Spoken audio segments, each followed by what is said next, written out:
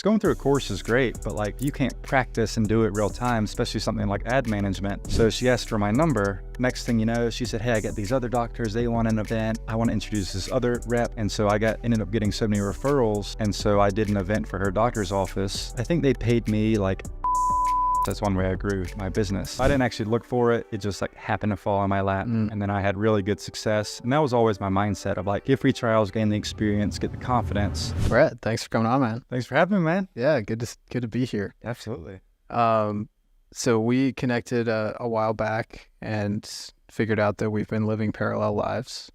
We both had a baby in December. We both sold an agency in February of 2023. And we both moved from Charlotte from the West, for the Rockies. So naturally, you're the successor to this channel someday, I'm sure. So we had to have you on. Yeah, appreciate it, man. Yeah, it's funny that we all had that, like how many things just fell the line. Yeah, exactly. And then someone else like, you both wear the same glasses. Like, it's like we were both wearing similar hats today. And it's just like, man, this is funny how. Yeah. So yeah, it's good to be here. Before we get into today's episode, I'm super excited to share with you a little bit about one of our sponsors on the podcast today, Riverside. If you are a content creator or a podcaster and you're tired of your recordings with guests who sound like they're speaking with you through a tin can, then Riverside is for you. We've all been there. You're ready to do the interview. You've got your questions ready. Your guest is all set to go, and then your internet connection is unstable. Message ruins the entire recording. With Riverside, you can get rid of those internet issues and choppy audio and have clean sounding recordings effortlessly. You see, the interesting thing about Riverside is that they record each part of the episode locally on that person's device, and then they upload it to the cloud, so you make sure not to miss anything, even if it's the other person's fault. But that's not all. Riverside's amazingly user-friendly interface is super easy to use, which allows you to spend less time troubleshooting technical difficulties and editing your podcast, and instead spend more time speaking with amazing guests and getting recognized for your valuable content. It can be used for podcasts, video interviews, video marketing, panel discussions, talking head presentations, and live broadcasting. And not only does it just record all of those things, it has a ton of other built-in features that make it a no-brainer for podcasting and video. Things like AI transcriptions, editing a video by removing text, AI clips, captions, and an awesome short-form video editor built right in. And they even recently came out with a feature that auto-edits the long silences out of your podcast to the perfect length. It really is your all-in-one online video and podcast studio. And if you need more convincing, Gary Vee, Guy Raz, and Ali Abdal all use Riverside for their content and podcasts. But the very best part is that I've teamed up with them to get you guys 50% off any plan. And to get that discount, all you have to do is click the link below and enter the code It's Keaton at checkout. Thanks so much, Riverside, for sponsoring this episode. And with that said, let's get started. Sweet. So I think just talking to you and hearing a little bit about your story, I don't know a lot about it. I think there's a ton of value that a lot of people would learn from you on the operations side, on the selling, getting ready to sell side. I know you're working with a few agencies right now that are pretty massive, and obviously you grew your career is pretty big and to the point where it could sell. So, but before we get to that, I want to talk about where you started, how'd you get into the agency world, and what do those first like 6 months to a year look like? Yeah, absolutely. So I originally got a job here in Charlotte, which you may know, Red Ventures, big sales call center essentially. Did pretty good at that. Was there for 2 years, became a manager, managed a team of like 15 people on the sales side there. Kind of got tired of it, and I didn't know what I want to do next. So I actually went to Costa Rica for 5 months and did like a workaway, which is like you volunteer and you get free living and, dope. And that kind of stuff. Yeah, like a what's that called? Not horticulture. It was called workaway. Okay. Yeah. There's a like word for this that you can go do it like indefinitely in Australia or something like that. Probably. But Aussies are known for that. Anyway, keep going. But yeah, so I worked at a hostel. So I did reception, waited tables, just had to work 4 hours a day, and got to live there for free. So it allowed me to stay longer without having to burn a bunch of cash. So as I was there, I would ask people, "How long you been traveling?" And then it was crazy, like 3 months, 6 months, about a year and a half. So I would always ask, like, how do you be able to travel for this long? Like, I just could never picture that. And the number one answer was, they work for themselves, they work online, they have their own company. And so that's when I started doing the research of like how to make money online, and ended up getting targeted by Dan Henry's ads. He was the first program that I bought, and so not a bad place to start, to be fair. Yeah, no, it was a great course, and still one of the best ones, just of like breaking complex things down in a very simple way where it's easy for someone like me to understand that didn't have any experience with it, right? And so that's what kicked it all off. Bought his program, went to his event, met more people, and it's kind of just been all that ever since. And that was probably 6 or 7 years ago. Oh, wow. Okay. So you were in Costa Rica in what, like 2018? This would have been, so I graduated in 13, worked there for 2 years. So probably would have been like 2016, maybe. Wow. 17. Okay. So you were early on the SMMA train there. Like Ty Lopez was still around. Yeah. Doing his thing. Okay. So actually, when I came back, I was nervous to go all in on it because I had never done anything like that. So I actually worked part-time at Basil, which is a Thai restaurant here. Okay.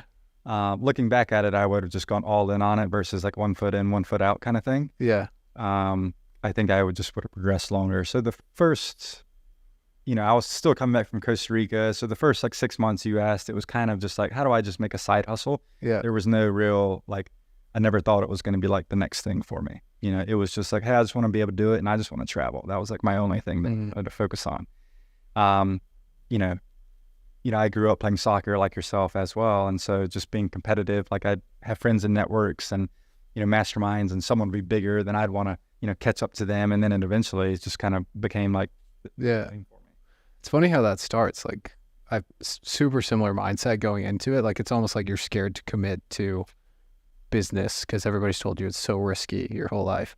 And then the deeper you get into the online world, you're like, oh, this actually is like way less risky than I thought. It's just principles. And that competition factor is cool as well. So how'd you get your first client? I went through my phone. I texted 10, 15 people saying, hey, this is what I'm looking to do. I'm looking for dentists, restaurants, chiropractors, anyone that's looking to generate leads. If you can introduce me to them, I'll pay you, or I just appreciate the introduction. Then I did free trials where they basically have to pay for ad spend. And if they're happy after 30 days, we talk about next steps. And I just said that the only thing I asked is just for a testimonial. So I started leveraging that. So Basil was actually one of my clients. Nice. There. It was actually pretty funny. I'd be waiting tables sometimes and someone would bring in a coupon and I'd be like, I did that. This was me. Like I was so proud. Like, hey, I got another one. And that was pretty cool to like see real time. Yeah. Most time we do it for businesses, you never know. Yeah. But when someone comes to you and it's like, oh, that was like, I created that. Like I got you there. That was pretty cool. But yeah, it was all word of mouth and free trials. Sweet. And once I got the confidence of everything from there, because going through a course is great, but like if you can't practice and do it real time, especially something like ad management, like there's so many variables of like, well, I thought this would have worked and it didn't work, and vice versa. So it's like until you start doing it, like course only does so much. So I was like, man, I just need the experience. And so just like, I don't even need to get paid. I'm working at, a Thai restaurant. That'll get me by. Let me just get the practice. And then eventually, just started saying, hey, this is it. And then no more free trials. And then just gradually, raise prices as time went on. Okay. So what was your first paying client? And how long did it take you of doing free trials? Man, so technically I started with social media management. Okay. And then I got Dan Henry's ads. I see. So that was like posting on Instagram, Facebook. That was like a complete waste. You can't charge a lot of money. You can't track it. If somebody said, hey, I want to leave, I just don't know if this is working, you can't prove anything. Right? Versus generating leads, you have their name, what funnel they opted into, what time they came in from, and you can really measure that, and therefore you can charge higher because you're able to justify bringing them business. Yeah. And so I don't remember the first one that I had, but the first like year and a half, it was any business that would pay me money. So I had landscapers, residential cleaning companies, Thai restaurant, a dentist, chiropractor. Like I had no two clients that were the same industry. Yeah. And then eventually, my mom is a nurse practitioner, so they were having an aesthetic event. And so I did an event for her doctor's office, and I forget the amount, but I think they paid me like $3,000. Wow. And I think they made a little shy of $50K from the event, just by getting people in. And so then the sales rep that was there, which we can talk about power partners, that's one way I grew my business, is the territorial sales rep that's there for like Botox, for example, because we did med spas, said, hey, the event went really well. This was really well organized. Who did it? My mom was like, oh, it's actually my son. So she asked for my number, And next thing you know, she said, hey, I got these other doctors. They want an event. I want to introduce this other rep. They have their own practices in another state.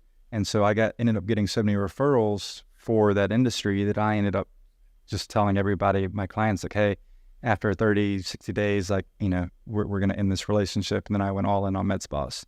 Got it. So I didn't actually look for it. It just like happened to fall in my lap. And then I had really good success. And that was always my mindset of like, get free trials, gain the experience, get the confidence. Anybody that will pay me money, I will take it on. Whatever I get the best results for, that's what I'm going to go after. Yeah. And so that's what happened. Yeah. Love it. And I love this. I feel like the niche question gets thrown around so much. And eventually I'll just like back down to the point where if somebody's brand new, I'm like, don't pick a niche. Just pick 5, like go through this list and like literally blindfolded select 5, or maybe you have an in on 1 or 2 of the industries or they sound interesting to you. And then just go try to get a client in each one of them and like see what happens. And it sounds like that's exactly what you did and eventually led to falling into the niche that it will eventually find you. Yeah. I have to look. Yeah. And all niches suck. Yeah. There's never a good one. Yes. Thank you. So, it's like, well, these are higher ticket, but these are this, like, but the people here, but the gatekeepers with this one, but they're all like, you can never find a perfect one. If there was, it'd be so saturated that it wouldn't even be worth it. Yeah. And to anyone listening, like when you start and you pick a niche, I think I know 0 people who have ended up in the niche that they started with. Yeah. Most people are not like day one, they just pick some random niche and go after it. I was in e-commerce originally, and then I realized I knew nothing about e-commerce and I just started to go local business, So, okay. Love that. But was that event, the 3K event, that was the first one you got paid for? You had a bunch of paying clients at that point? So I've done events in the past. I don't know if you probably weren't living in Charlotte at the time, but like 4 years ago, there was a beer fest here called Jamaica Me Hoppy Festival. Okay. And so I was the lead advertiser for that. Oh, wow. And so I forgot how much we spent, but we had about first annual beer fest for this guy. No brand, no anything from there, no list. And we had a little over 2,000 people attend. Wow. And so I already knew how to promote events and things like that as well. This was just my first one for like a medical office. Yeah.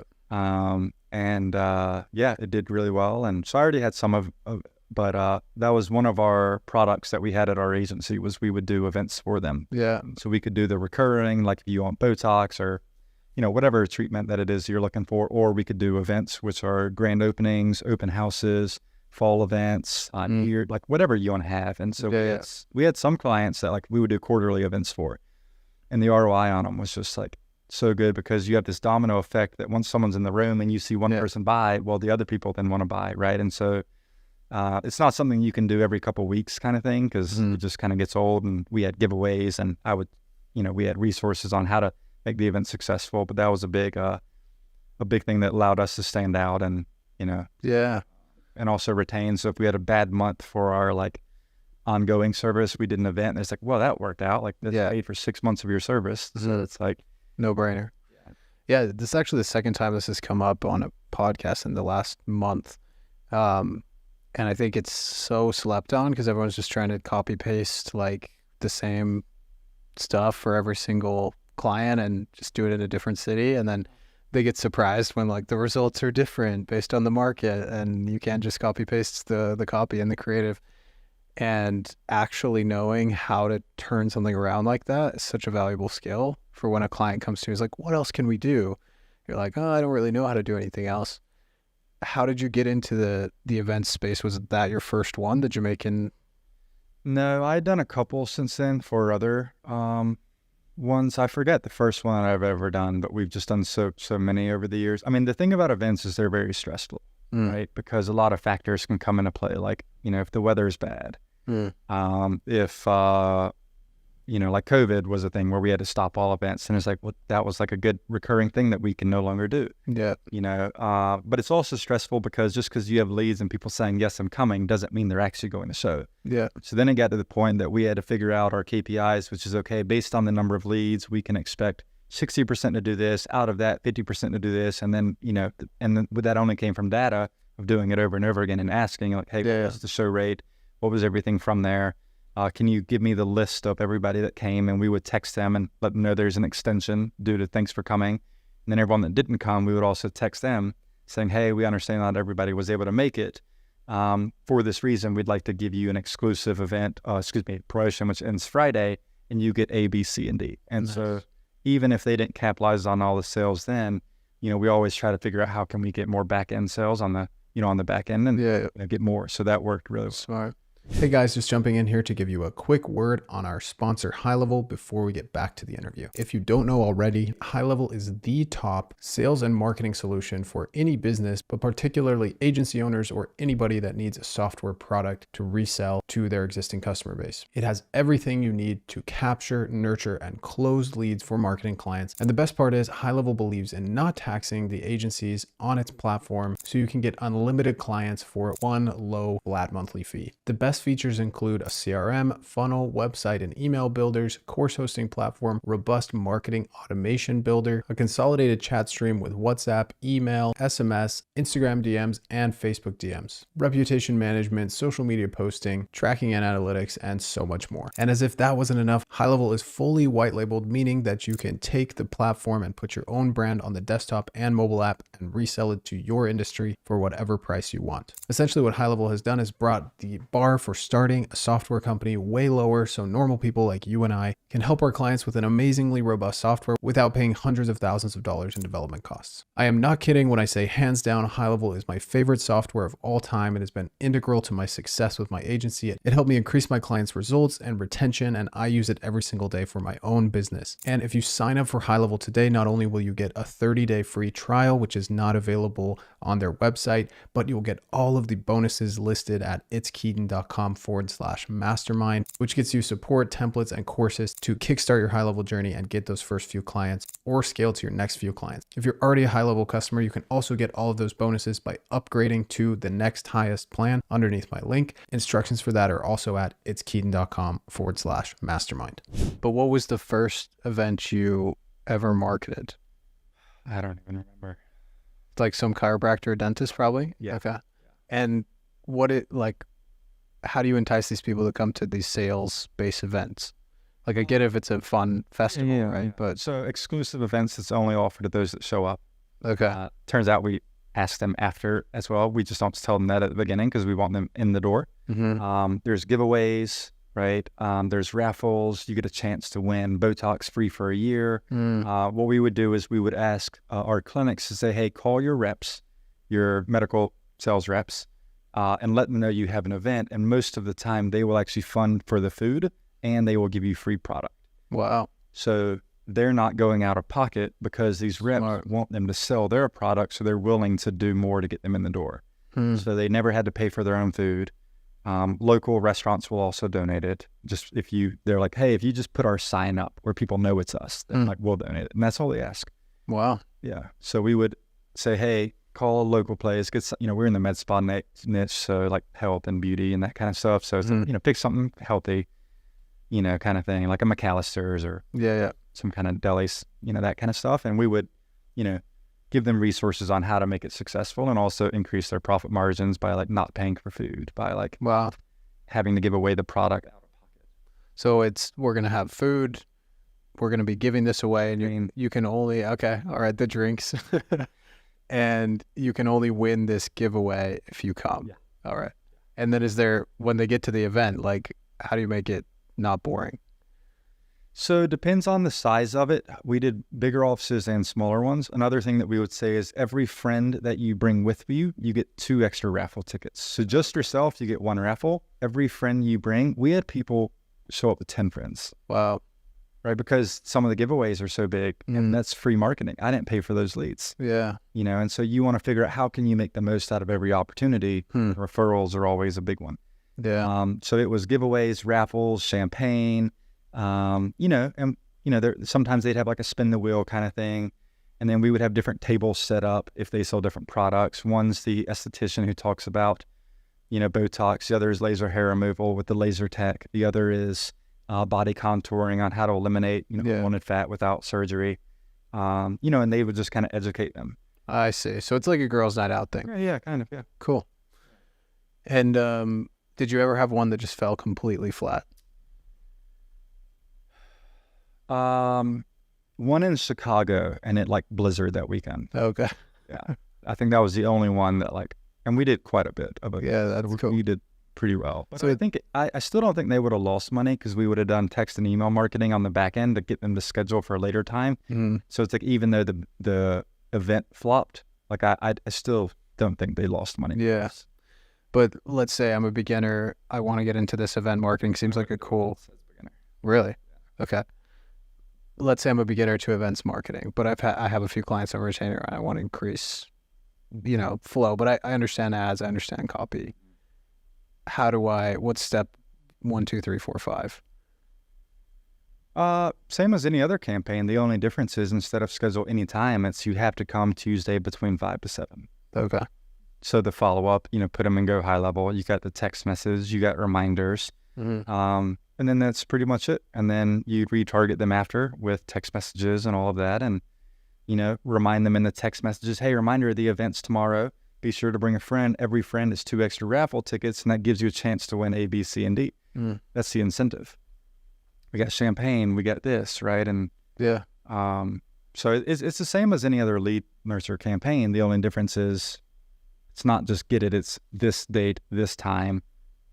These are the VIP event only exclusive deals. Yeah, and the ad just focuses on the giveaway mainly, or the experience. But also just the fact that here's all the treatments and all the promotions only at these events. Typically, Botox is $12. At this event, you get it for $10. Okay, cool, smart. So they feel like no matter what, I'm gonna win. Yeah, because I'm gonna get a discount on something. Yeah, cool. Reminds me of my wife went to this baby shower and like there was a permanent jewelry artist. Have you seen permanent jewelry? They like literally weld it to your body. So like they'll take the necklace and then they like finish the weld so there's no seam in it. Oh wow. And you can't take it off. And she was like, oh yeah, my price, it's like $50 to $60. And then my wife comes home, she's like, yeah, it was like $200. And there was so much pressure because this person had like thrown the baby shower, right? And like all these women were there and everybody else was doing it. That like everybody there spent close to, between $100 and $200. And it was like, oh, it's a little awkward, but like kind of genius on the permanent jewelry side because they're probably not going to see that person again. And like maybe they felt a little bit ripped off, but like they cleaned up for a couple hours to like, here's this, it's on your neck now, or it's on your wrist now. That herd mentality. That's like something I've been thinking about a lot recently. So let's go back to you. You get this first event that goes really well and they start referring you out. At this point, are you still working at the restaurant? I don't remember the timeline just because it's been several years. That was just one thing that we did, right? But the main thing we wanted, the thing about an event, it's kind of like if you're an SEO agency, you may sell websites, but like that's a one-time payout. You really want someone to sign up for SEO or it's recurring. So this was sometimes something we'd use to get them in the door, or we'd use for retention or just an upsell. But the main thing we wanted was just a recurring business model, which is, hey, I know you like this. What can we do to have this happen more often? And that was the main focus of our business, which is the recurring, just, hey, we did, you had to sign up for a 90-day commitment. We presented it as, hey, month 1, we focus on, you have to give a roadmap. If you say 90-day contract, nobody likes that. So you have to explain and justify the roadmap of why it is. So month 1, it's all about testing. Every audience is different. What works in Texas doesn't work in, New York. And so what we're going to do is refine. Month 2, we're going to take the feedback that you have in order to make tweaks. And then month 3 is when we see most people really scale. And this is when our people really skyrocket. And this is why we need you to stay in here, because it's a 90-day plan. And then this is just how the plan works. So you're setting the expectation that, hey, month 1 is meant to test. It's meant to tweak. Now we have a lot of success month 1, but if it wasn't all that great, buys you some more time. We didn't lose people. Yeah. And then we can figure out some kinks, get feedback, and then from there have a higher chance for success to keep them longer term. Okay. But how, like, Brett is here, he's got Dan Henry's course. You're kind of like learning more marketing. You have more experience at this point. How did you come up with that offer? And is that how you started out scaling into the aesthetics industry, or did you have like kind of lower authority type offer at first and then grow into that 90-day contract and then month to month? I probably started month to month. Okay. And then once I had enough case studies and success and confidence, then we transitioned to, you got to do 90 days. And here's why. Mm-hmm. And did you have a business partner at that time? At the time, no. I had a business partner about 2 years into business, and we merged. Okay. So he had an aesthetics agency as well. Okay. You merged at, what were you doing, like 20, 30? Around 20 or 25 clients. Okay. All right. And how did you just keep all the revenue from your previous? Well, because we had about the same, so it actually worked out perfect. Mm. He had sales reps, I didn't. Okay. I had an account manager, he didn't. Mm. We both used the same exact white label guy in fulfillment for all of our clients. Nice. So he had the acquisition, I had the back end. We both used the same white label guy. So it was like, dang, we knew that. Like I actually introduced him to the guy. We were friends. Mm-hmm. And it was actually one of our mentors where we went out to Breckenridge for his mastermind. And he said, hey, you guys should actually partner. Like there's no reason why you shouldn't do a 90-day trial. So we did a 90-day trial, which basically said, we're going to work together for 90 days. Mm-hmm. If it works out, then we're going to make this official, sign the dotted line, and, we get married versus dating phase. Yeah. And then if it doesn't, any sales that we got during this 90 days, we split 50-50 and we just go off as friends. Smart. Yeah. And then we did it, worked really well.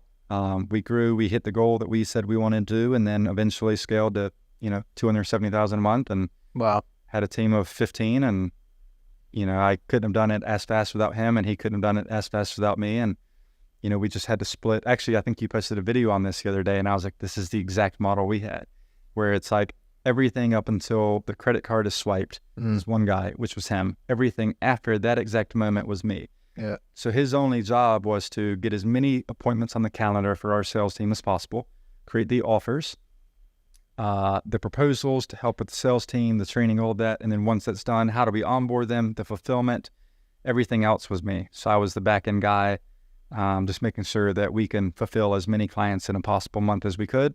And that's how we split it. And it worked out really well. Love it. A lot of lessons in there. A lot of people looking for partners because they're insecure. And the advice is like take Brett's story and apply it to yourself. Like find someone who's already proven they can have success and isn't just wanting to ride your coattails because you can actually get clients. And if you want to partner and if it is right for you, ensure that you have as much of that split as possible, where the one understands operation and fulfillment and one can be on sales. And if your team is built for sales and fulfillment, exactly like that, even better. Yeah. Like you did. So when did that merger happen? What year? October of 2019. Okay. So you guys were together for like little over 3 years. Yeah. Before you sold. Yeah. Okay. And what did the process look like of going from, you were at like 25 clients and combined, you guys would have been what, like 80,000 a month, 100,000 a month? No, it would have been less than that. Okay. It also depends on if you're factoring cost of goods sold. Yeah. Which, depending on who you're talking Revenue. Because I used to have it where they would pay me and I would put my card on file to pay Facebook. Okay. That's why I started my agency. So I wanted the points. Yeah. He used to do it where it's just management fee. But it Mm-hmm. comes out to like, when you have it, we were both around, I don't remember at the time because this was, a while back, but we were similar revenue, Mm-hmm. plus or minus 5-10K, like maybe. Yeah. Right? It's like not that big of a deal. Nothing at that stage.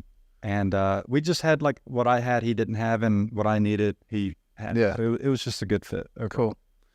But so you merge, and what took you from, the, let's say 50 to 80K a month that you might have been at, the 50 clients, 40 clients that you had combined to, what'd you have when you sold? 100 more? Yeah, we had over 100. Yeah. So it was, we had 3 kind of big things that boosted our business. One was the merge, obviously, because I just doubled business overnight. Yeah. Right. Just by partnering with someone who had equal weight. The other was what we call power partnerships. And so this is how do you find strategic partners that have access to tens, hundreds, or sometimes thousands of your ideal customers at their fingertips. And so we started saying, okay, how did I grow in the first place was referrals. So I said, okay, I want more territory sales reps. If you're in the dental industry, you can't just buy these things online. You can't go on Amazon. If you want Botox, you can't just buy it online. You have to go through a rep. It's required. It's the only time you can get it. All right. So we started saying, okay, how do we get access to more clients? So we said, we want to find more Botox reps. So we just called all of our offices. Hey, we've heard that, Botox has a lot of marketing material. I'd love to just, see what they have so we can help improve your ads. And then I call them and say, hey, you're working with Dr. Smith. He's been loving us. This is what we've been able to do. And what I'd like to do is to see who else you're working with where I can drive more clients into their door. What this means to you is they not only increase their purchase size with you, but the frequency goes up because now when they used to see 10 people a week, they can see 20 a week now. This means more commission for you. So who do you know that you are working with right now that we can do this to make sure that you get paid more on the back end with your commission? Yeah. So you always have to say, like, what's in it for them? Very cool. And we did that really well where we just started getting so many referrals because they knew that, and we'd say, hey, we'll pay you, $200 or, per person. They didn't care about that. They want the programs from their commission, and that's where they really make their money. And we were able to give that to them, Love it. And so that was another really big success. The other time we really took off was when we flew our team out to Miami. We had about 10 people we flew out. And we just got more clear on our vision, our mission, what do we want to do? We really listened to the team, get back to our core values, and then we did a goal setting, and then everyone was so much aligned, and we were amped and excited, and that really seemed to take off as well. Wow, that's cool. Getting more clear on the basics and the fundamentals. Yeah. It's amazing how at that level, it's all about team alignment. Yeah. Like you try to scale with people who have different goals, and like everybody's just running into each other the minute you align. And those in-person things are so powerful with a remote team. It's rough. And I had people on my team for 2 years I'd never met in person. Yeah. So it's just so cool. Like I felt like I know you so well. I've actually seen you. Yeah. So that was really cool. And the team loved it, man. Yes. Yeah. Getting aligned on like what's the North Star. Like we just worked so much better together. And there was like a little bit of things where like I never even knew of, like, sometimes people feel that they had this and we were doing the values. Like one thing that some people felt on the team was like be heard. That was a new core value we added. There was, 2 girls on the team that said, I felt like I sometimes give ideas and nothing ever happens. And we changed it after that. We're like, I never knew, so then we started saying, okay, how can we be better leaders based on the feedback our team wants, and they really respected that. Yeah, that's cool. What did the team look like when you sold? Like what were the 15 people doing? So when we sold, we actually, they didn't get the sales team and they didn't get some of the marketing team. So he probably got about like 10 people from it. So we had 3 CSM, so account managers. We had a team lead. She's kind of like the COO. She's the glue of everything that handles everything from operations. We had a senior media buyer and we had a junior media buyer. And then we had 4 VAs. Okay. So however many that is. Yeah. And then me and my partner, but we didn't go with the sale. Everybody else stayed with the company. Did you fly out your VAs when you did the thing in Miami? We didn't. Oh, okay. Nah, coming from the Philippines or somewhere, it's just like flights were like, that's they're expensive. And the visa, like I tried to fly in I'm a team member in Tunisia. I tried to bring him to the GHL Summit this year, and like we would have had to apply like, oh wow, 18 months in advance. So I would work out. So yeah, my first 2 employees ever were with me until the exit. Wow. They were with me like 5 years. Yeah, that's so cool. In fact, one of them I'm working with right now for an agency I'm consulting. She's not with my old agency anymore. And I brought her over with this one just because I just love working with her. Yeah. So I'm still working with her today. That's so cool. Yeah. I want to get into hiring, but before we do that, talk to me about results for med spas. It's arguably like one of the most saturated niches in terms of agencies going after them. because it's quote unquote easy to get them results, or, you know, they have all these things that you can offer. It responds really well on social media, right? Were you doing like a business growth package where, hey, we're doing body contouring and Botox and whatever else you guys are selling? Or was it like, hey, this is the one thing that we're going to help you grow with? Yeah, good question. So it got to the point, the frustrating thing with the aesthetic industry is that every month there's a new treatment, there's a new device, there's a new machine, there's a new shiny object. Yeah. And we had to eventually say no, where we only promoted 5 things. And if you don't want those 5 things, we're not your person. Now, eventually, sometimes we would make an exception. If it's like a larger client, they get multiple locations with us. We're like, okay, you know, we'll do this for you, but typically we don't. And it's because every time we did a new treatment, I had to write the ad copy. Yeah. I had to build the snapshot. I had to train the team on it. Our media buyers have to understand what to do for the ads. The CSMs have to know if you say the wrong thing, for example, in the aesthetic space, if you're brand new and you talk to a clinic owner and they're a doctor and you say, oh yeah, well, how many Botox for your lips? It's like, someone who's not in the industry may not know you don't do Botox in the lips. So you instantly lose credibility. Yeah. So they were saying, and so then it's like, okay, I have to train them on every treatment where they don't say something that jeopardizes their trust in us. Yeah. And it just became so much that, hey, no, we're no longer doing that. I'm getting pulled so much into the business that I can't focus on the growth because we're doing all these other things. So we did 5 treatments and that's it. And so that allowed us to scale where we had a VA who would build the campaign. That means the Facebook and the high level. We had another VA who would review it after them. Both of them would do a test lead, and they have a checklist that they have to go one by one to make sure there's no mistakes. And then once that's done, we had the onboarding call, and then we turned the ads on, and that was it. So we had like a little assembly line. Yeah. That was just kind of the process. And so we had to strip away a lot of complexities in the business, say no to a lot more. And once we started saying no, that's we started seeing more consistency, and I just enjoyed the business so much more because I actually got to work on the things that I enjoy in the business, not writing new ad copy for 25 different treatments. Yeah. It's funny. It's like unregulated. So that's why all those new things are coming out, right? Fairly unregulated. Knockoff machines that, on Alibaba. Okay. Right. And so, so we had buckets that we would promote, and if it didn't fall in those buckets, then like we weren't. Yeah. Okay. So, and we lost some money that way.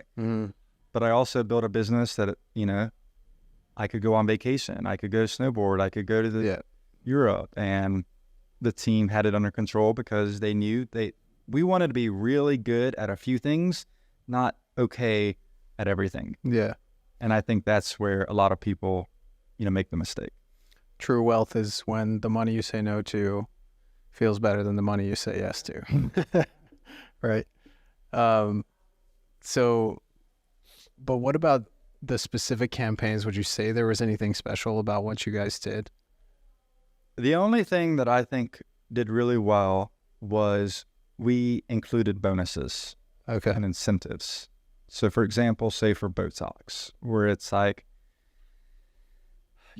most people just say, hey, we got a promotion for $10 a unit, click here to schedule, right? We would do that, but we would also say, plus those that schedule now and get 25 or more units, you also get $100 off at your next appointment. Or we would say, those that schedule now and get a package will also get a free facial to help, rejuvenate the skin, eliminate wrinkles, valued at $175. And so we would do these, but you have to schedule and you have to get it. Smart. And you get these things. And so we would do some of those, and that helped increase the schedule rate and the show rate. Got it. Very smart. You guys never had like an ISA team or setters, right? No, there was a time at the end, the last year of business, where we white labeled it, and we talked about that for 2 years, me and my partner. Should we bring it in? But it's just like, the thing about ISAs and call centers, it's nonstop recruiting. The churn is typically pretty bad, either because they just don't perform, or they quit because they're not making the money because it's performance based. And nobody talks about this. Nobody grows up thinking I want to be an appointment scheduler. Yeah. It's just not a dream job. And so it's always, we found that it was better to get somebody who's sort of like near the end of their career, because there's a lot of people who take those roles as like an interim, like, oh, I was working at a restaurant, this seems pretty easy, and it is pretty easy. And then like they leave 6 months later. Yeah, churn is bad. Yeah. They're constantly recruiting. So we just decided we're not gonna do that. Yeah. So we did have a couple call centers that they could do. Sometimes we would do a markup, and sometimes we would just give it to them at cost, just because we knew that it would help with retention. And again, kind of like the reps that we used to offer referral. They're like, I don't care about your $200. I want you to drive people in where I can get. And that was the thing for us. It's like, I don't care if I mark this up $200. Like, I want them to stay and pay us $2,500 for the next month. Like, that's where we make our money. Yeah. But to answer your question on how we did it, we didn't offer really anything different for the clinics. The only thing is, at volume, we had more resources and capital where we could add more value. So every Monday, Wednesday, Friday, we had a 1 hour group call. We had 10, 25 people show up at each call, where they can ask questions, they can network, they can hear from what other people are doing, what's successful, what's not. And we built a community. People stay for that. Yeah.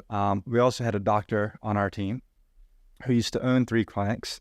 They were doing $100K each, and he exited those. So it's like, this was really more of a tactic for the sales team than it was for the retention. Most people never booked with them. Mm-hmm. But if you're like, not only do we have group calls and you have a dedicated client success manager that's your success coach, we also have a doctor. Sounds like you want to get to 100K, right? Well, we have someone on our payroll who did that 3 times and he exited. Like, how beneficial would that be to be able to have access to this kind of person at your fingertips? Yeah. Most people never book with them, but the sales thing was huge. Mm. We would really harp on that, and we're not going to be like, hey, did you schedule with them? But like, it's like, hey, he's there. Yeah. You have to, here's the link. You can schedule with anyone on our team. Not anyone. Like, I didn't, for a while, for the last 2 years, I removed my calendar. Yeah. Where they couldn't book with me. So I didn't really talk to clients or sales calls anymore. But that was like, so group calls. We had a private Facebook community with about 2,000 people. And then we had a public Facebook group with like 4,000 people. Got it. All in the aesthetic street.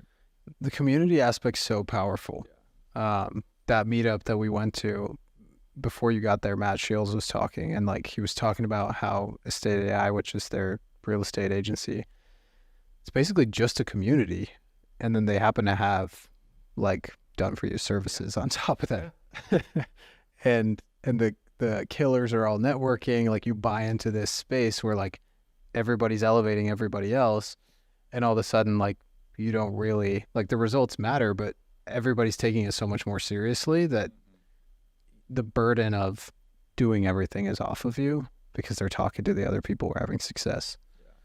That said, on the appointment scheduling side, all that, obviously a very big challenge for most local businesses, especially when you turn on paid ads, which the lead quality can be all over the place. The sales skills required to actually get somebody to come in is different than a referral from your favorite customer or a repeat customer. I assume you guys coached on those Q&A calls with call cadence and, lead nurturing, all that kind of thing. But what did you do in the onboarding process to make sure that the leads actually got called? In the onboarding process, nothing. The onboarding process was just expectation setting plus a little quick high-level tutorial. Okay. And it was, here's what makes our clients successful. We showed a ton of testimonials on the onboarding call to resell them on the fact that they made a good decision, and to trust us, because if you want to be our new success story, this is what it takes. It comes down to 2 things. Number 1 is the follow-up process. Number 2 is the sales process. The follow-up, we will text them, we will email them on your behalf within 5 minutes every time, unless it's like 2 a.m., right? And then we would, the sales process is know your worth, right? And so if you're doing body contouring, we did a big one with CryoSkin, $2,500 for 10 sessions. We have a lot of offices that start with do single session. It's kind of the same with tattoo removal. You probably heard if you get 1 session, like it might be a little bit lighter, but like you're going to need several sessions. So it's like, why would you ever sell somebody if it doesn't reach their desired results? So you're almost doing a dissatisfaction to them by selling them something that will absolutely not get them to their goal. They're not coming to you and say, I want to get halfway to my goal. They're saying, I want to lose 30 pounds or I want to do this. So like, why would you not pitch something that's actually going to get them that result? And you got to do it. And that 10 sessions will do that. So we had to really do a mindset training, which is like, you're doing a disservice by offering these cheap packages because it will not get them the desired result. And so that was like a big thing that we had to really harp on is like, you're hurting them by taking, taking $300 versus taking $2,000 because they're going to say it didn't work. It's not that it didn't work, it's they didn't do it enough. Yeah. Same with, laser, tattoo removal, Yeah. So did you collect deposits on the phone for that first visit or was it always free? No, it was always free. Okay. And what did you find helped show up rates? So number one, we tried to offer bonuses that, hey, by showing up and with this, you'll get this with it as well. And the other is just like, hey, it's just to come in here to figure out what works best for you. And then in our reminders for their appointment, we would show before and after photos. You can't do before and afters in the ad due to Facebook policies. Yeah. So we would share them in the text messages. So it's like, if it was Botox, we would share before and after someone's forehead. If it was body contouring and weight loss, we would share their before and afters. And we would constantly share proof in it. And we use the same photos for everybody because the snapshots. But yeah, that just helped win trust and credibility and everything. Love it. Yeah. Cool. Okay. So retaining an employee for 5 years is like actually insane, especially in the agency world. Much more common probably in, places where people are paying $200,000 or more in these big corporate entities. How did you find the right people, vet the right people, and retain them? So I always did internal hiring. So we have Indeed job posts, we post in Facebook groups, and we have hiring funnels. So the hiring funnels basically ask a series of questions. In those hiring funnels, depending on the position, we always ask a few questions that are multiple choice that I know I can filter. So if they choose A, I'm interested. If they choose B, C, or D, I'm not. What's an example of a question like that? Say if we're looking for a senior media buyer, right? Yeah. We got 100 accounts. What's the most number of accounts you've managed at one time? That could be an example. Okay. Right? So if they say 70 or more, or like, depending on the volume of your agency, right? Yeah. That would be one that we would do. So we would only look at those that do that. We do all of our hiring funnels where they go into Go High Level with pipelines. So they fill out the application, they go to a thank you page saying, great, in order to be considered for this application, you must submit a video. So say if we get 100 people that fill out Indeed. Yeah. Also a trick with Indeed, if you're remote, if you put star like asterisks, fully remote, star asterisks again, account manager, right? That we see a huge take in applications because you want that to pop. Like people want to be able to work remote. Yeah. So we have that in our headline in the job position, all caps. And we noticed when we started doing that, we got a lot more. So say if we get 100 people on Indeed, we'll probably have 60 that fill out the job form, which is our like 15, 20 question survey to apply. Out of those 60, we'll probably have 30 submit the loan video. So now I don't look at the 100, I only look at the 30. And then out of those 30, I typically will filter by the couple questions they have to be multiple choice because long answer, you can't filter, right? Yeah. If it's like a media buyer, if anyone who's submitted the loan video and does that, so now out of the 30, it's like 12. Yeah. And so we have a really good filtration system that I'm not wasting time going through all of that. And then eventually I had our ops girl, she would do it and she would just put people on the interview and I just had to show up to the call. Love it. And then that was like, so we had that pretty down pat. The other thing is just culture, making sure that people really feel heard. We had incentives plans, so performance bonuses for the team based on retention, based on certain KPIs, depending on the role. If they were sales and, hey, if they closed 20 clients or 30 clients or, whatever it was, in a month, like they got another bonus on top of their commission.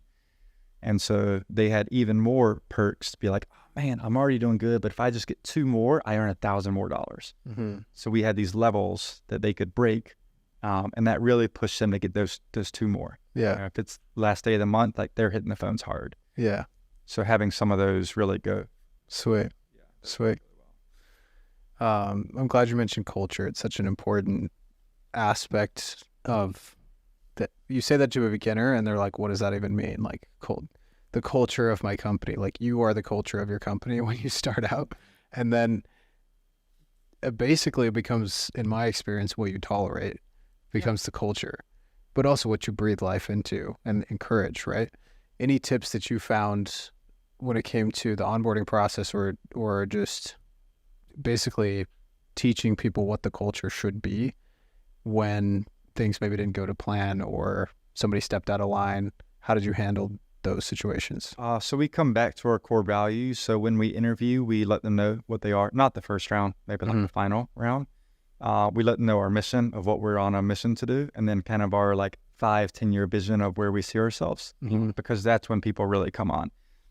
The other thing that we would do is, again, the performance-based structure to make people want to work harder. And then it was also weekly one-on-ones with key team members, and these are huge. Okay. So the weekly one-on-one structure is you start with wins. These are personal and business. So I want to know how things are going at home. If anytime I see a dip in performance for either a CSM or a sales rep, it's typically because they're fighting with their girlfriend. Someone in their family is sick. Somebody died. Smart. Right? And so by knowing these things, you're able to support them and say, hey, I'm here for you. But it's also like, that's why you sucked this week, dude. Why don't you take the rest of the afternoon off? And so we start with personal wins. How are things at home? And then business wins. What are you proud of this past week? Next, it is, what was your biggest challenge that you had this last week? Next is, what were the goals that you set last week? And did you hit them? Why or why not? And then the final question is, what goals do you want to have for this week?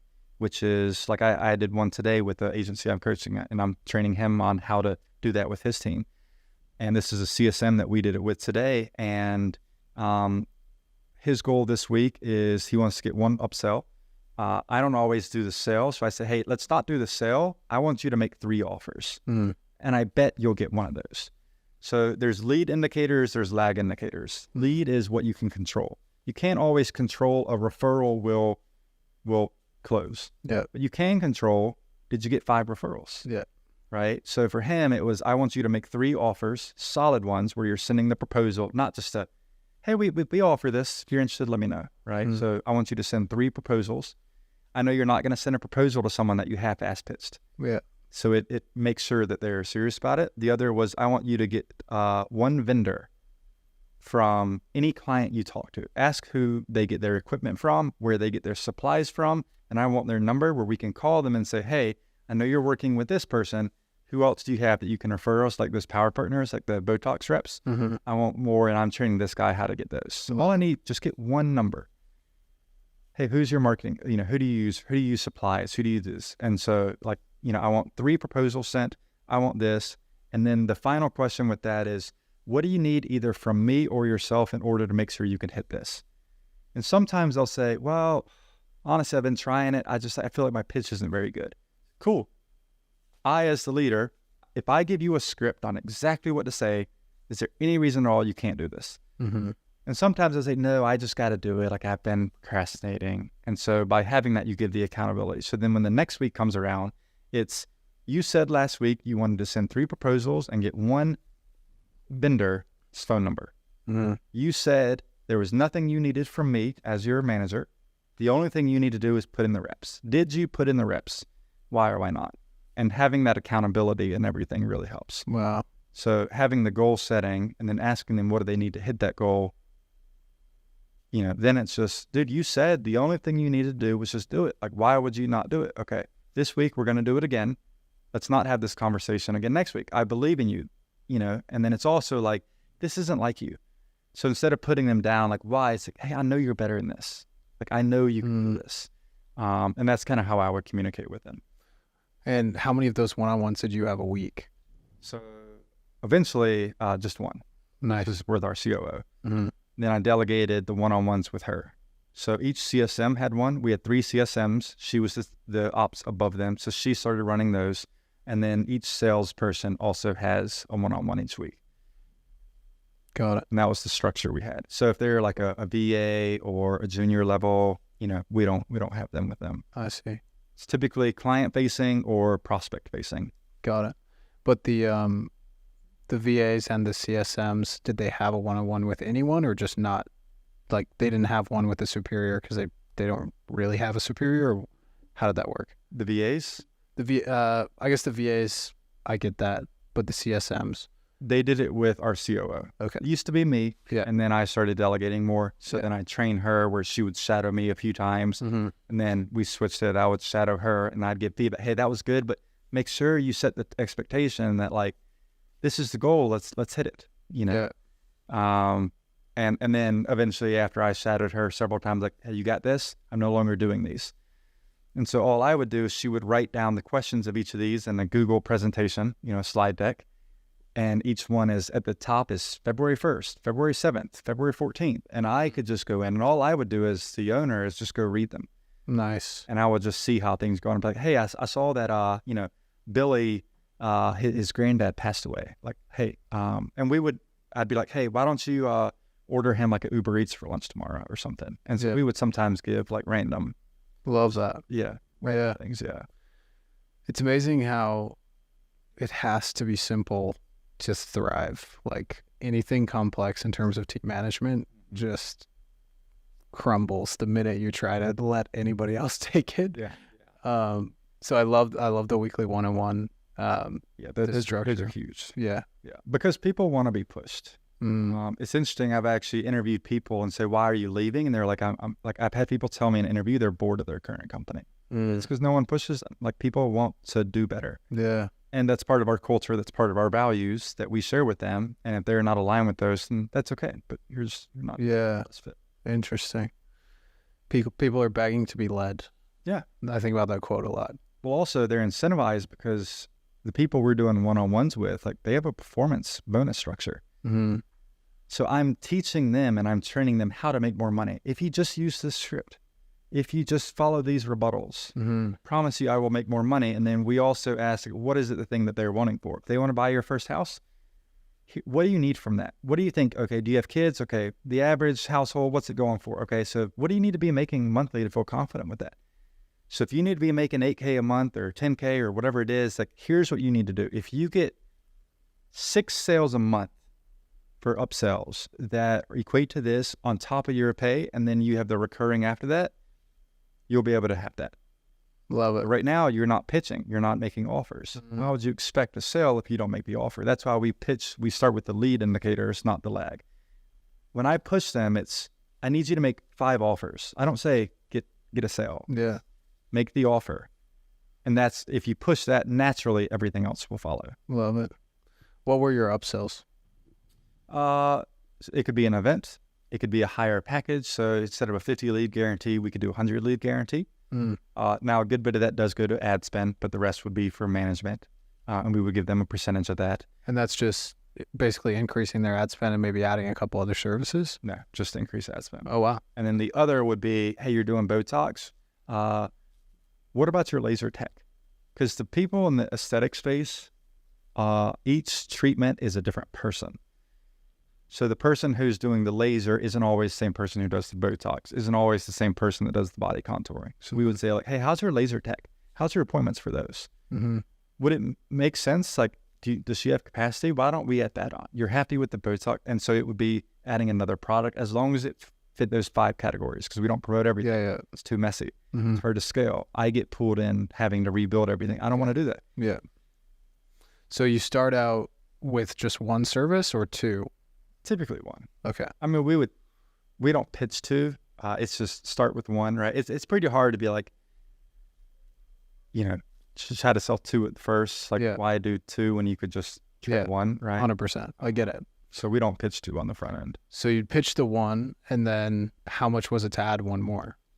We'd give, so if our management, let's just say $1,500, it was normal. We would sometimes say you get $250 off each one, so about $500 off. Okay. Yeah. So 500 off both together would be 2,500. Yeah. Okay. Instead of 3,000. I see. Cool. And did you have like a really high concentration on one of those particular services that everybody wanted to do, or was it pretty evenly split? 5. The two we did the most was body contouring and Botox. Okay. What's your take on I talked to someone who's crushing in the body contouring space, and all he would do is collect the like upfront payment of $80 for the consultation in the first try. Keep that, yeah. And then they could keep all the upsell money. Why didn't you guys do something like that? There's different angles you can do. I don't think one's right or wrong. We just had a process, and if it's not broken, why fix it? Yeah. Got it. We were pretty good at what we did, and it's like, yeah, I've been hearing this works, but like also our clients are happy. Like, yeah, do we want to try to change it, even though I like it? So we just never really tried it. Yeah. And then you mentioned the 50 lead guarantee going up to the 100 lead guarantee.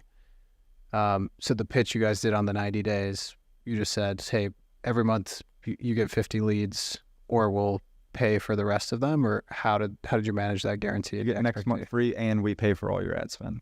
The next month? Next month. Oh, wow. Okay. And what was that was every single month, no matter what? Yeah. Okay. And that obviously bled into the KPIs that you gave your team. Mm-hmm. And how did you ensure that you weren't hitting that? Just make sure that you have the ad spend number high enough? Well, if we didn't, we would just spend more. Yeah. But did you tell the client, like, hey, you're going to spend up to $2,000? So we had some that we had our card on file. I like that better. It is riskier. Mm-hmm. Because if you get an ad account shut down, yeah, we had all ad accounts. We had an ad account for body contouring, ad account for like laser, ad account for this, and we had different ad accounts, and we used a universal pixel for each category. Okay. So that makes it stronger. If you do a new pixel for someone in one city and there's nothing from there, there's no history, right? Using a universal pixel for everyone, it's automatically getting a boost. A universal ad account as well? Not necessarily. Okay. But if it's in theirs, we would take our pixel that's been running all across the country, mm-hmm. and we're already getting one leg up. Okay. Then if they did it on their own, and that was a pitch in the sales. Like, look, if you want to do it yourself, even with the same ad copy, we've got a pixel that's generating hundreds of leads a month. That for years now, like the pixel Facebook is training to say, I want to get more people like this. Mm-hmm. So that's the benefit, and that's a benefit of using an agency is sometimes they have these resources at a single location, just it's impossible for them to get. Yeah. Okay. And, but what did you say as far as ad spend that they had to, like a minimum and a maximum spend? What do you remember So a lot of it was our card on file. Oh, that's right. Which is... So you would never tell? No.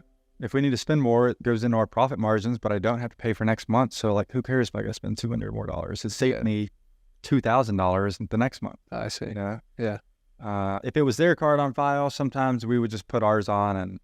But what another 10 leads. When you were billing them for the ad spend, what was that standard amount? Oh, we don't tell them. Oh, okay. So it doesn't matter if they say how much of this 2,500 goes towards my ad spend.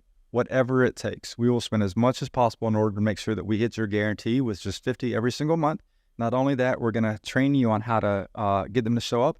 We're going to train you on how to run the consultation. We've got 3 calls a week to get more support. We've got doctor over here who you can have support with, and everything that you need in order to get them to show up and to buy bigger packages, we will help you along the way. Mm. Now, what I want to make sure we do is how soon can you start seeing appointments? Change subject. Yeah.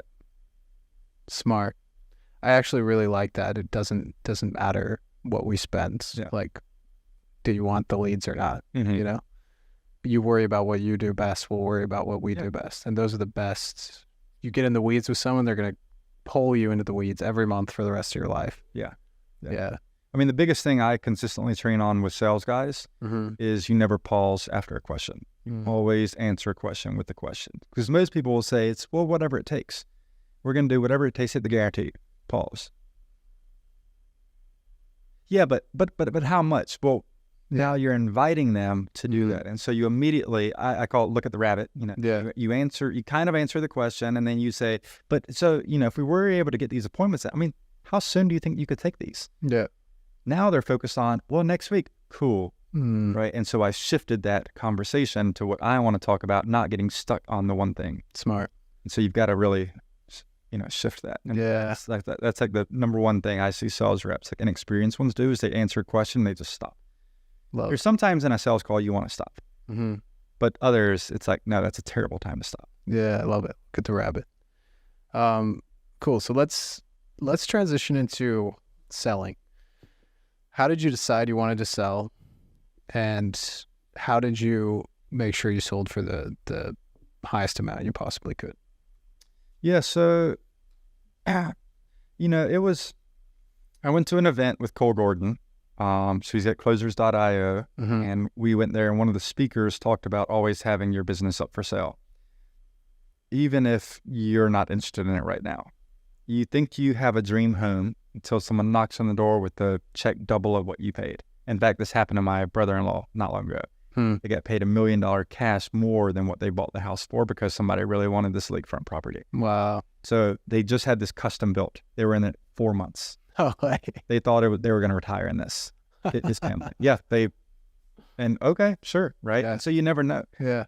And so I went and flagged him down after, and I said, hey, this is really interesting. Can we set up a call? I'd love to talk with you. So I ended up interviewing about 6 or 7 brokers. Ended up going with one that it wasn't the guy who spoke, but ended up going with another one. And 4 months later, after signing with them, I got the wire in the bank, and we officially sold. So it came down to really just, it's good cash flow. Everything's going well, but been doing it 5 years. Honestly, I'm just kind of like, I'm not really passionate about it anymore. It's like, I kind of want the next big thing. So we talked about, do we want to just kind of start other businesses and let our operator do her thing, and we just remove ourselves, and eventually it'll maybe just go down because we just are looking for the next thing, or let's just put it for sale, and if we sell, great, and if we don't, then it'll just keep going, right? Yeah. So, but yeah, we just wanted to kind of move on to the next big thing. Yeah, relatable.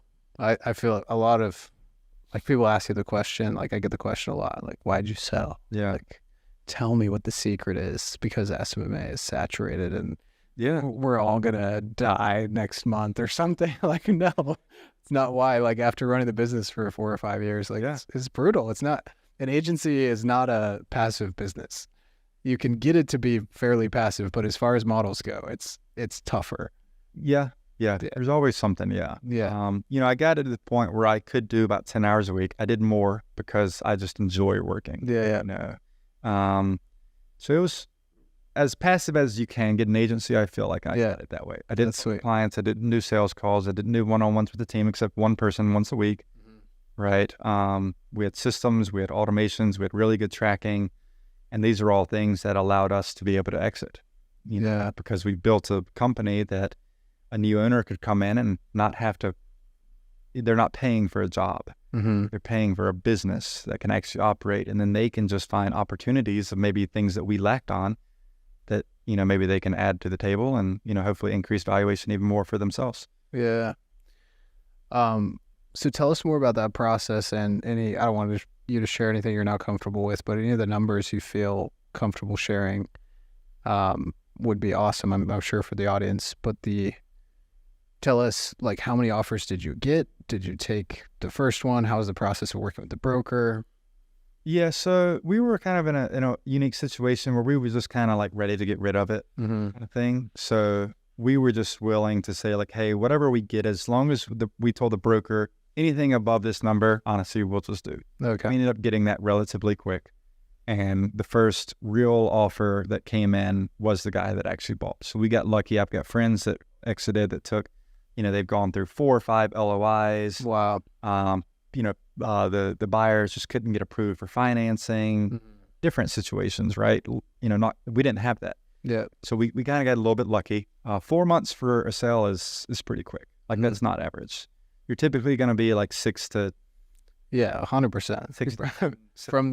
From the, like, hey, I'm sort of interested in this, to the actual sale is typically way longer than 4 months. So Could we have gotten more if we did more? Yeah, but we also stopped our sales team and kind of launched that with a new business. So we weren't really pumping new sales into the business, right? We were focusing on other projects. And so it's like, let's just get what we can. If here's the number. So could we have gotten more? Yeah, probably. But like, we were just like, it's this number. Let's just do it. Let's not be greedy with it. Love it. And if it doesn't work out, then the business will keep running and we'll focus on other things and be pretty removed. And we were okay with that too. Got it. And the broker help you structure the, like, these are the team members that have to stay. These are the ones we want to keep type thing. So I actually made a requirement with our broker that the only way we'll sell with somebody, even if they want to pay more, is we're not going to sell to anybody that doesn't keep the team. Okay.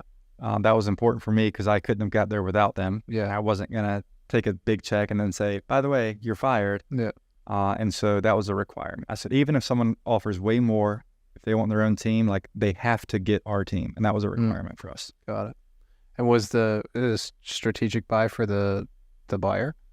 Yeah, he had another consulting coaching program, more blue collar, more SEO, more Google My Business. We didn't offer any of that.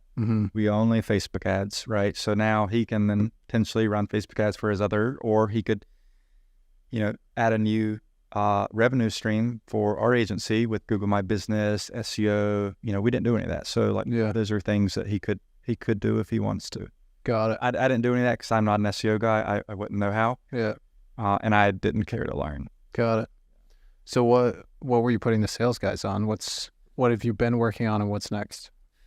Yeah, so I've been working primarily with something called the sellable agency, which is basically how to build a business that can, fulfill your life versus control it. There's 2 years of my business, which I didn't get into. It was completely running my life. I couldn't go on vacation. Even if I was still doing email. I was still looking at ads. I was taking sales calls. I was answering questions. Then I realized I've got to build this in a different way. The last 2 years, I probably went to 20 countries. I could go out on a whim. I could go do things and everything was good. And I was able to build the business by leveraging people, systems, and processes in order to be able to give me that lifestyle I was looking for, And so now I either help others, build a business that amplifies their life versus controlling it by leveraging other things that can remove them from the day-to-day, or how to build a more sellable asset where if they are looking to exit, they can get a bigger valuation. And move on to whatever the next thing is. Yeah. Love it. And you're partnered with your partner from the agency on that? No. He started a new business, and then I'm kind of doing this. And I'm also working with a few right now that I'll probably take on like one or two more that I'll have some like equity in their company kind of thing.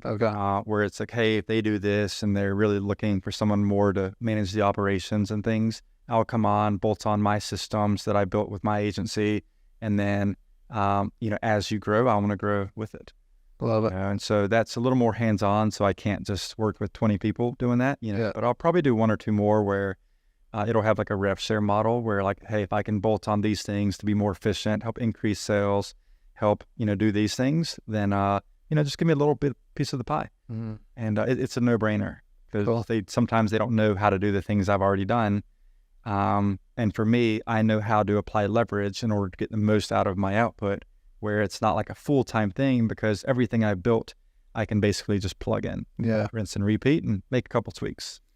Yeah. It's a win-win. I love that about, for, any other skeptical people who are like, why are all these people getting out of the agency business? Like, consulting is so much more leveraged, and you put in the work in your agency to be able to do the consulting where you can get on an hour-long call and make someone a 100x ROI by a single piece of advice. That doesn't come overnight. It comes from years in the agency world, in the marketing world, like in campaigns, figuring out what works, and in the business. So put your head down, get busy, and then eventually you'll be able to lift your head up and maybe go after a higher leverage opportunity that's more enjoyable. Or I'm just looking for agencies that are already, good. And how can I make them great? Yeah. I have a little bit of skin in the game, but I get a rev share model. They're making more than what they could have without me. And then I'm able to do that. Like I said, that's, that's another model that I've been looking at. Yeah. And I'm working with a couple people, but I'll probably do like one or two more just because I don't want to take something on that I don't have the bandwidth for. That's not really fair for either party. So that one's obviously limited. And I know you've got, a limited one too, where it's a little bit more hands-on and that kind of thing. And that's how it should be. Yes, exactly. It's a beautiful world where, the people can get help from the person who's actually been there and done that. Yeah. Instead of signing up for another coaching program where there may be good coaches, but they're not the person that they really want to talk to, Well, the thing about a lot of the coaching programs is they've got 80 people, 80 students, 100 students, right? It's like, how is this person supposed to know versus say, what if I'm in your Slack? What if I see your things? What if I see you with a team? What if I see your dashboard? If you don't have one, I'll help you build one. Yeah. We can see the transparency, and any coach that has, 1,000 people, it's like, it's nothing against them. It's just they don't have the capacity to really understand what the bottleneck is in your business. You may say, hey, I'm struggling with this thing. They'll ask one or two questions. They'll say, do this. But really, what if it was something more underlying and they just wouldn't know because they weren't given everything they needed to know to make that decision. And so that's something that I'm able to do, is really make an educated decision based off data and numbers, not just based off of, well, what do you think? Okay, well, here's what I would do. Yeah. Yeah. So when we talked previously, you were thinking about an SEO agency. Is that still on the table? One guy I've been working with for 6 months now, it's actually a really good story. He had incredible margins, like 65, 70% margins. He white labeled most of the work, had no sales team, had one CSM, and that was it. So it was 2 people company. Since then, I've been with him for, I think we just finished our 6th month now. He was at $73K a month. He's now at across $130K a month. Love it. We've hired 3 more people. Said the business is far more enjoyable. He's not having to do everything in it. And so he's an SEO company, and that's one that I've been working with. And so whether you're Facebook, whether you're Google, whether you're, SEO, doesn't matter. Like, the principles for one business are the same for the other. Yeah. And so it's just been really cool. So I was thinking for a while of starting my own, but now it's like, instead of going from ground zero again, I'd rather just bolt on someone that's already doing okay, and how can I maybe come on as like a smaller partner, and help jumpstart that, right? Yeah. So that's more of the angle that I'm looking for. Smart. I toy around this idea daily. Like, if I were to start again, what model would I follow? And this events thing, I think, is actually super interesting because you could partner on the events, take a percentage. Like, it's pretty, it's pretty like contained. So if you don't want like the headache of a MRR agency, like, MRR is awesome, but it's also crappy sometimes because you got to provide value monthly. But if you just had, 10 local businesses that really trusted you and came to you twice a year to run a couple events, you took 20%, like, that's a solid model. And it's like, just so that my father-in-law has like the craziest job I've ever heard of. He's an ice cream point of sale auditor. So like, he goes to gas stations in Ireland and just like checks and makes sure that the ice cream is lined up correctly. Oh, wow. And he works like, it was like 3 months a year, then it came down to 2 months, and now it's like 4 weeks a year. And he just drives around, does this point of sale audit on this software that he had built 15 years ago. And like, that kind of like contained work environment is very attractive to me. And I don't think I want to do that now, but eventually the events thing is cool. And then the second one is SEO. It's probably like an uninformed optimism thing because it's just something I don't really understand. And so I understand the value of it, and I know I could go to a local business owner and be like, first page of Google, how about it? And go to a white label agency and scale that up to a decent amount. I just feel like I'd get kicked. They're like, why isn't this working?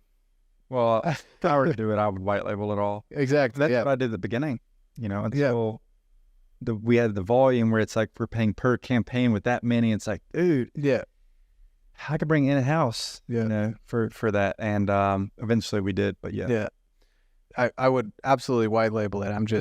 I know there's going to be a moment when I get a question that's like, what is this? Why isn't this working? And I'm going to have no idea, which I could probably, give a decent explanation. or be like, oh, I'm going to check with the team on that and get back to you. Mm-hmm. But I feel like I may be wrong, and I'd love to get your opinion on this. SEO is one of those that's like, because it's custom, quote unquote, like every single website you do has to be done specifically for that area and that business, and you have to, obviously it's the same process you apply, but it's custom. Like the white label providers are pretty solid, and the results, the results are pretty amazing. And the impact on the bottom line of a first page on Google is like the intent is there, you just plugs into their existing processes. You don't even have to mess with high level if you don't want to. Anyway, so that's sexy to me. Yeah. What are your thoughts? Yeah, I thought if I was going to do it, I would white label it all. I would also hire people like a CSM that already has experience with that, versus me having to teach everything. Smart. Something else with hiring to come back on, one thing that we always do is we hire more for culture rather than skill, because someone who's eager to learn, has a good fit, everything from there. We've hired people before with, honestly, more experience than I was with things. And when you do that, sometimes they feel that they know it all, and it's really hard for them to shift what they've been doing all the years to use your model. Yeah. And we had more of a headache with that. Yeah. But yeah, I would white label it if I would. But now it's like, why don't I just become a smaller partner in a couple, bolt on really big things that apply bigger leverage, that make a bigger difference and master time frame. And then just have that where I don't have to build the foundation from ground zero, because starting a business, you've got to build so much that makes no difference in regards of revenue. You've got to build the automation, you've got to build the foundation, you've got to build the system, you've got to build the CRM, you've got to build the proposal, the brand. None of that makes money. Yeah. But it's absolutely required in order to do that. Versus, I would say, like for you, maybe some of your students say, hey, what if you come on and just tack on? Like that would be a really good opportunity. So I'm toying around with that right now, like a 10% deal. Like, the thing with equity is like I actually don't want a lot, because then my commitment and their expectation of me is so much higher. Yeah. But if you take that lower amount, you still get to have your hands in something that's interesting and like give the advisory role, but they don't feel like you have so much that they're going to pull you in on all this other stuff. So, cool. If you had to start from ground zero, what kind of agency would you start? I'm exploring with one right now. Okay. I don't want to say it on here. It wouldn't be an agency though. It would be a different model. Actually, I've told you briefly about it. Okay. With the placements. Yeah. So, if I were to do another agency, it'd probably be the SEO. SEO is harder to sell, but it's way easier to retain. The results aren't instant like Facebook. I turn on Facebook in 2 hours, I can get you a lead. Yeah. You're not going to have that with SEO. So it is a harder sell. But they stay for a year, 2 years, 3 years, and the fulfillment is, I'm not going to say easier, because there's a lot of moving parts. Google's always changing, it can get tricky, but it's also like I've been there, done that with Facebook. Like I kind of just want something new just to improve my skill set. So that's kind of another reason as well. Yeah, I feel that.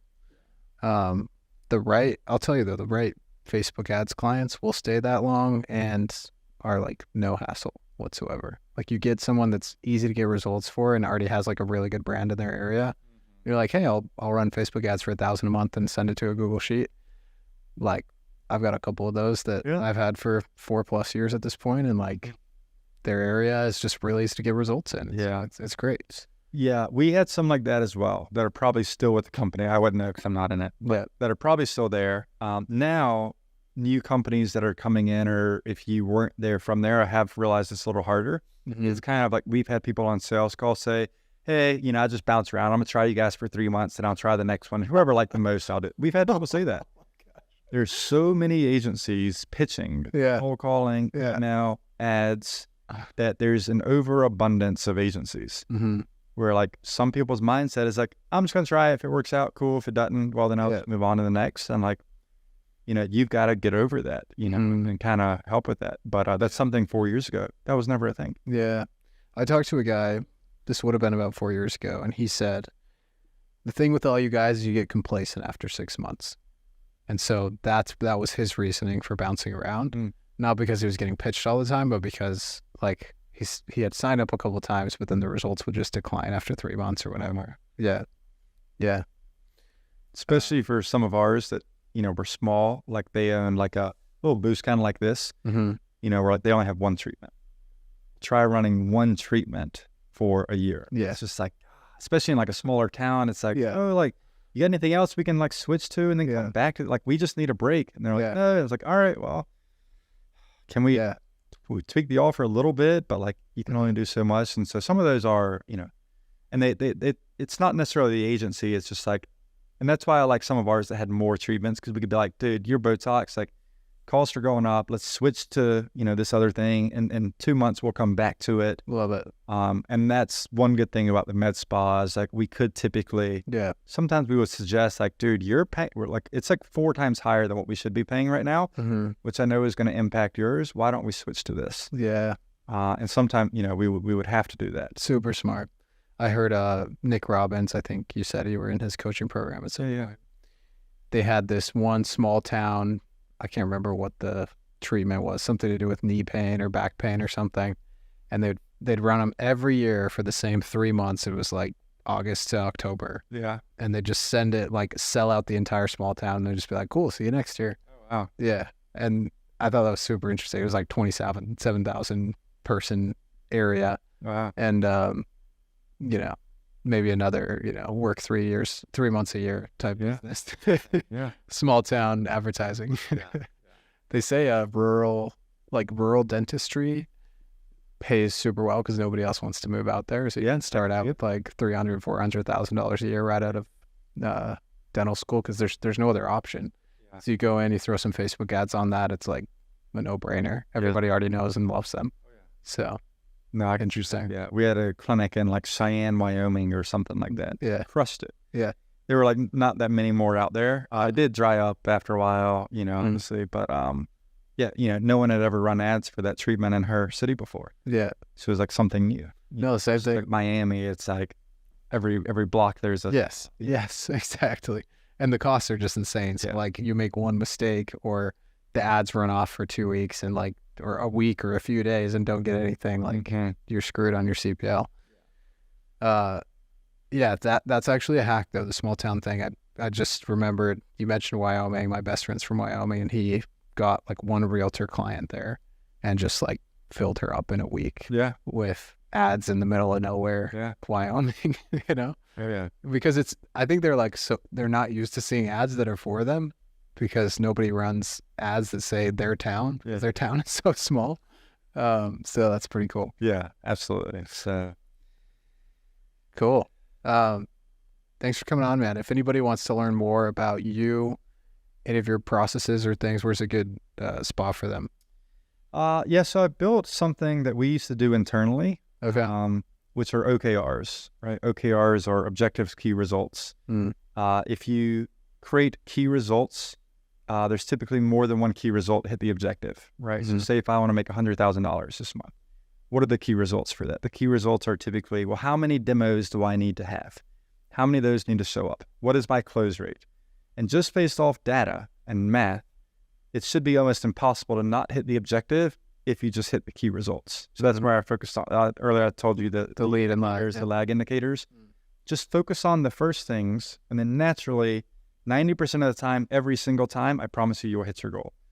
So I built this dashboard. We used to do something internally for our team, and this is how every single month we would progressively grow and have record-breaking month after every single month. And this is something that I see a lot of agencies or business owners in general do, is they throw out an arbitrary number because it sounds cool. Let me just throw out 20K more this month. But they don't do the math in order to figure out what it's actually going to take in order to do that. So I built this dashboard and a calculator where all you got to do is just plug in your numbers.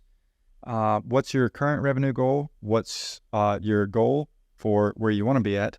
And then what's your SUR rate, your close rate, a couple other small things. And then it will punch in the numbers and tell you exactly how much you need to spend, how many appointments you need to get, and everything from there. Nice. And so you can actually go to thesellableagency.com/calculator. And it's just a free dashboard that anybody can plug in, use it for your business, and it'll tell you exactly what you need to do in order to hit that goal. Dope. So thesellableagency.com/calculator. Yeah. Sweet. Yeah. Thanks, man. yeah, absolutely. Any last words for beginners out there or struggling agency owners? I over the years, I've worked with a lot of people. The only difference in those that quote unquote made it and those that didn't are those that just kept eating shit and kept going versus quitting. Mm. And so, the only thing that I would say is you just got to keep trucking through it. I had some guys that were way more skilled than me, way sharper than me. They just gave up. And, as you know, you're going to have ups and downs. And sometimes you're on the last down before you would have had your spike. And that's where a lot of people give up. So it would just be to keep on going and, get feedback, ask your customers, what do they want? Ask your team, how can you be better for them? And, your job is to build the resources for your team in order to serve your clients at the highest level. So that was just. Love it. Thanks, man. That was great. Yeah, absolutely.